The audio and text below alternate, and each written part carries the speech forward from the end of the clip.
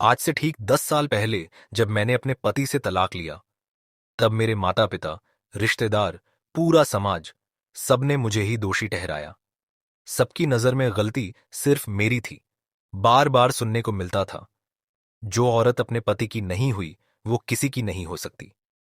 कई लोग मेरे चरित्र पर कीचड़ उछालते थे, कहते थे कि मेरा किसी और से संबंध रहा होगा, तभी मैंने तलाक लिया।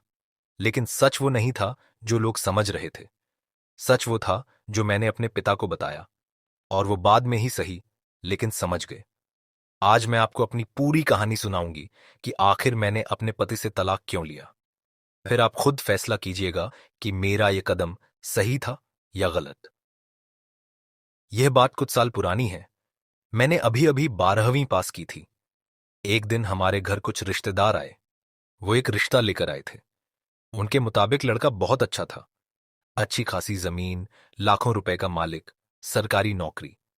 वो रिश्ता मेरे लिए था। बोले, लड़की राज करेगी, खुश रहेगी।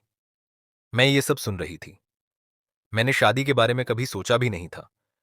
लेकिन घर में मेरी शादी की बातें शुरू हो गईं। सब मेरे मम्मी पापा को समझाने लगे, 12वीं पास कर ली, अब आगे पढ़ाई की क्या जरूरत, शादी कर दो, गंगा नहा लो। आखिरकार बिना मुझसे पूछे मेरी शादी पक्की कर दी गई। मैंने अपने होने वाले पति को देखा। मैं दंग रह गई। ये मेरे पति हैं? मम्मी पापा को क्या हो गया? वो मुझसे बहुत बड़े थे। मैंने मां से कहा भी, लेकिन मां बोली, बेटा, सरकारी नौकरी है, रानी बन के रहेगी, जमीन जायदाद सब है। मेरी एक न चली। वैसे भी हमारे खानदान में लड़की का ज्यादा बोलना चालना ठीक नहीं माना जाता था। आखिर मेरी शादी हो गई उस आदमी से जो मुझसे उम्र में बहुत बड़ा था। मायके से विदा होकर जब मैं ससुराल आई, तो मेरा बहुत अच्छे से स्वागत हुआ। मैं खुश थी।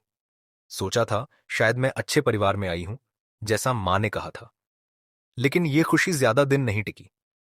ये सब सिर्फ दिखावा था, बाहर के 10 लोगों को दिखाने के लिए। शादी के कुछ दिनों बाद ही मेरे पति की असलियत सामने आई। वो अक्सर शराब पीकर आते थे। गाली गलौज, चिल्लाना, हंगामा सब करते थे। मेरी सास मुझे ही इसका दोषी ठहराती थीं। मैं अपनी हालत मायके वालों को बताती तो वो कहते कि तेरी तकदीर में ही यही लिखा है। मैं समझ नहीं पा रही थी कि मैं क्या करूं। मुझे ये सब क्यों सहना पड़ रहा है? किस कर्म का फल है ये? एक दिन फिर वही हुआ। वो शराब पीकर आए, गालियां देने लगे। मेरे मम्मी पापा को भी गालियां दी। जब मैंने सिर्फ इतना कहा कि आपको ऐसा नहीं करना चाहिए, पड़ोसी देख रहे हैं, तो बस इतने से ही वो भड़क गए। मेरे साथ मारपीट करने लगे। सास घर में थी, लेकिन वो आई नहीं उन्हें रोकने के लिए। काफी देर मारपीट गाली गलौज करने के बाद वो नशे में गालियां देते हुए सो गए। मैं बहुत पीटी थी। पूरा बदन दर्द कर रहा था मेरा। लेकिन मैं कर भी क्या सकती थी? पर शायद देर ही सही भगवान को मेरे हाल पर तरस आ गया। कुछ महीनों बाद मेरी ननद अपने ससुराल से मायके आई।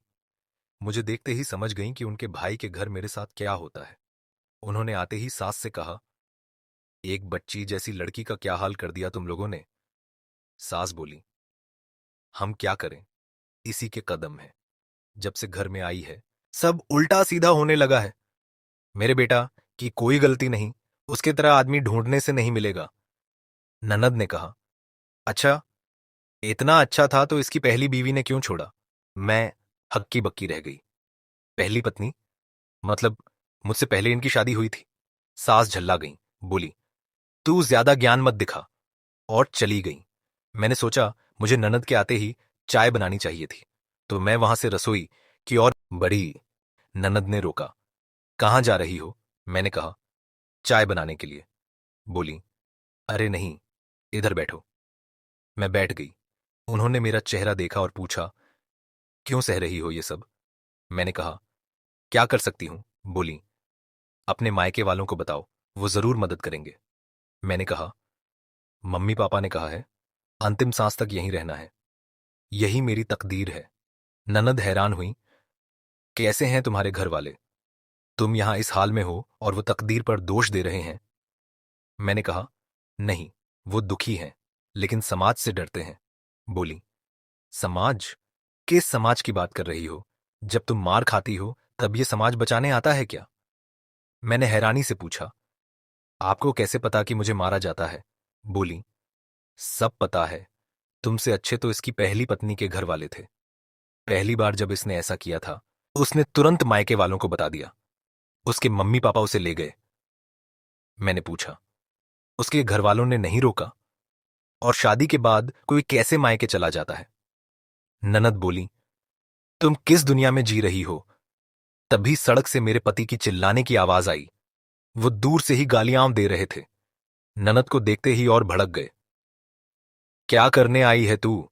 अगर इसको कुछ उल्टा सीधा सिखाया तो तेरी खैर नहीं। ननद ने भी जवाब दिया, क्या करेगा तू? सारी दोष शराब की है। बेशर्म। औरत को मारना मर्दानगी समझता है? दोनों के बीच झगड़ा बढ़ सकता था अगर सास बीच में ना आती तो। सास ने उन्हें समझाया और दूसरे कमरे में ले गई। फिर मुझसे कहा, खाना गर्म करके दे दे। मैं जाने लगी। ननद भी साथ आई। उन्होंने मेरी मदद की। मुझे उनके सामने जाने में डर लग रहा था। मैंने ननद से ही खाना देने को कहा। वो दे आई।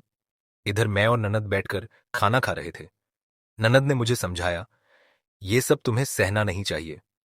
जब तक ननद घर पर रहीं, तब तक कोई हंगामा नहीं हुआ, लेकिन उनके जाने के बाद फिर वही शुरू हुआ। मुझे ननद की बातें दिमाग में घूम रही थीं। मैं ऐसे जीवन भर गालियां सुनकर, मार खाकर नहीं जीना चाहती थी। आगे की सोचकर डर लगता था। अगर बच्चे हुए तो उनका क्या होगा? एक दिन ननद के जाने के कुछ दिन बाद वो फिर शराब पीकर आए। मुझे बुलाया। मैं गई तो थप्पड़ मारा। बोले, उसने क्या क्या सिखाया तुझे? फिर गाली गलौच और मारपीट शुरू कर दी। मैं चिल्लाती रही। पड़ोसियों से मदद मांगी। कोई बचाओ, कोई रोको, लेकिन कोई नहीं आया। कई घंटे तक मारने के बाद वो सो गए। मैं इतनी पिटी थी कि उठ भी नहीं पा रही थी। शरीर के कई हिस्सों से खून निकल रहा था। मैं जमीन पर पड़ी तड़प रही थी। लगा जैसे मैं अपाहिज हो गई हूं। हाथ पैर हिला भी नहीं पा रही थी। फिर मैंने सोचा, बस, बहुत हुआ। अब मैं नहीं सह सकती। उसी हालत में बड़ी मुश्किल से खड़ी हुई। अपनी साड़ी से घाव और शरीर छुपाते हुए मैं घर से निकल पड़ी। ठीक से चल भी नहीं पा रही थी, लेकिन अब वहां नहीं रुक सकती थी। किसी तरह बस स्टैंड पहुंची। मुझे नहीं पता था कौन सी बस मेरे गांव जाती है। सब जल्दबाजी में थे। मुझे डर था कि अगर देर हुई तो उन्हें या सास को पता चल जाएगा। फिर वो यहां भी पहुंच मुझे मारने लगेंगे। फिर मैंने एक आदमी से पूछा। उसने कहा, 33 नंबर की बस। 33 नंबर बस सामने से आ रही थी। मैं तुरंत चढ़ गई। मैं नजरें द्वारा रही थी, ये भी नहीं जानती थी कि सही बस है भी कि नहीं। पर कुछ देर बाद मेरा स्कूल दिखा, जिसमें कभी मैं पढ़ती थी। मैं उतरी और भागते हुए घर पहुंची। दरवाजा खटखटाया। मां ने खोला। मुझे देखते ही मैं रोते हुए उनके गले लग गई। सारी बात बताई। अपने घाव दिखाए। मां को दुख तो हुआ, लेकिन फिर जो कहा उससे मैं हैरान रह गई। मां बोली, पर तुझे घर नहीं छोड़ना चाहिए था। मैं रोते हुए बोली, तो क्या करती? रोज मार खाती, गालियां सुनती। पापा ये सब सुन रहे थे। गंभीर आवाज में बोले, बेटी, कहीं जाने की जरूरत नहीं। मैंने तेरी मां की बात मानकर तेरी जिंदगी बर्बाद कर दी। जिस अनहोनी का डर था वही हुआ। अब तुझे कहीं नहीं जाने दूंगा। मां ने कहा, तो क्या यहीं रहेगी? लोग क्या कहेंगे? पापा गुस्से में आ गए। बोले, तुम्हारी ही बात मानकर मैंने शादी की थी। अगर अब मुंह खोला तो तुझे घर से निकाल दूंगा। सरकारी नौकरी, जमीन जायदाद देखकर शादी की थी। न जाने मेरी बुद्धि को क्या हो गया था। पर मां चुप नहीं रही। वो फिर बोलने लगी। पापा ने जोर से उन्हें थप्पड़ मार दिया। मां गिर पड़ी। पापा खुद अपने इस काम पर शर्मिंदा थे। वो औरतों को मारने वाले मर्द नहीं थे। गंभीर होकर बोले, तुम्हें एक थप्पड़ में आंसू आ गए? सोचो, मेरी बेटी रोज जो मार झेलती है उसकी क्या हालत होती होगी। पापा मेरी तरफ देखकर रोने लगे। जिंदगी में पहली बार मैंने अपने पिता को रोते देखा। वो मुझसे माफी मांग रहे थे। माफ कर दो बेटा, मैंने तेरी जिंदगी बर्बाद कर दी। मैं भी रो पड़ी और पापा के गले लग गई। मेरे घाव देखकर मां से बोले, जाओ दवाई ले आओ। वो वक्त बहुत अजीब था। मुझे लगा था मां मेरा दर्द समझेंगी, लेकिन उस दिन पापा ने मेरा साथ दिया। मुझे डर था कि कहीं सास या पति ना आ जाए। तभी एक जानी पहचानी आवाज सुनाई दी। वो मेरी सास की थी। वो मुझे लेने आई थी, लेकिन पापा ने साफ मना कर दिया। बोले, अब मेरी बेटी उससे अलग रहेगी। जिंदगी में कभी उसके पास नहीं जाएगी। आपके बेटे को तलाक के कागजात भिजवा दिए जाएंगे। सास चली गई। मां बोली, कैसा बाप है आप, अपनी बेटी का घर तोड़ रहे हैं, मालूम है तलाक क्या होता है, समझा बुझाकर भेज देते। पापा बोले, चुप रहो तुम। मां नहीं रुकी, क्या चुप रहूं, जिंदगी भर सिर पर रखकर घुमाओगे। पापा बोले, हां सिर पर लेकर घूमूंगा, लेकिन अब उसे नर्क जैसी जिंदगी नहीं जीने दूंगा। मां बोली, अच्छा फिर आपके बाद। पापा कुछ देर चुप रहे, फिर बोले, मेरे बाद उसका क्या होगा, तुम ये पूछती हो ना। सुनो, मैं उसका फिर से कॉलेज में दाखिला करवाऊंगा, पढ़ाऊंगा, एक अच्छी जिंदगी जीने का हकदार बनाऊंगा। मैं ये सब सुन रही थी। आंखों में आंसू लिए मैं बिस्तर पर लेट गई। आगे चल पापा पैसे जोड़ने लगे, लेकिन इस बीच मुझे अपने ही घर वालों और रिश्तेदारों से उल्टे सीधे ताने सुनने पड़े। चाचा, ताऊ, वो रिश्तेदार भी जो रिश्ता लेकर आए थे, सब कहते, लड़का तो हीरा था, न जाने तुम्हारी बेटी क्यों नहीं बच सकी। मैंने पापा से सारी बातें की। मां से अब कहने से भी हिचकिचाती थी। पापा ने कहा, ऐसी चर्चाएं हो रही हैं तो इस गांव में हम नहीं रहेंगे, हम शहर जाएंगे, वहीं तेरा एडमिशन होगा, वहां पढ़ना और मेरे बाद अपनी जिंदगी संभालना। मेरे एक फैसले ने तेरा जीवन बर्बाद कर दिया। मैंने जमीन जायदाद देखी, इंसान की हकीकत नहीं जानी। फिर मैं शहर आई, कॉलेज की पढ़ाई पूरी की, साथ में सिलाई भी सीख ली ताकि आगे चलकर खुद को संभाल सकूं। मां का स्वभाव कुछ दिन तक अलग रहा। वो नहीं चाहती थी कि मैं तलाक लूं, लेकिन मैं आगे बढ़ चुकी थी। मैंने फैसला कर लिया था, आगे चलकर मैं महिलाओं की आवाज के लिए लड़ूंगी। जो मैंने सहा वो कोई और न सहे। मैं किसी मर्द के खिलाफ नहीं, बस उन मर्दों के खिलाफ हूं जो औरतों पर जुल्म करते हैं, गाली गलौज करते हैं, उन्हें मारना मर्दानगी समझते हैं। एक बात का अफसोस है, मैं तो अपनी जिंदगी में आगे बढ़ गई, लेकिन आज भी मेरे गांव में लोग मेरे बारे में गलत सोचते हैं। लेकिन इस बात की मुझे खुशी है कि मैं जानती हूं कि मैं सही हूं। मैं उस आदमी के साथ जीवन बिताती जो उसके लायक नहीं था। मेरी ननद के लिए आज भी मेरे मन में बहुत इज्जत है। उन्होंने मेरा साथ दिया, मुझे हिम्मत दी। आज मैं एक आत्मनिर्भर जीवन जीने के योग्य हूं। तो ये थी मेरी कहानी।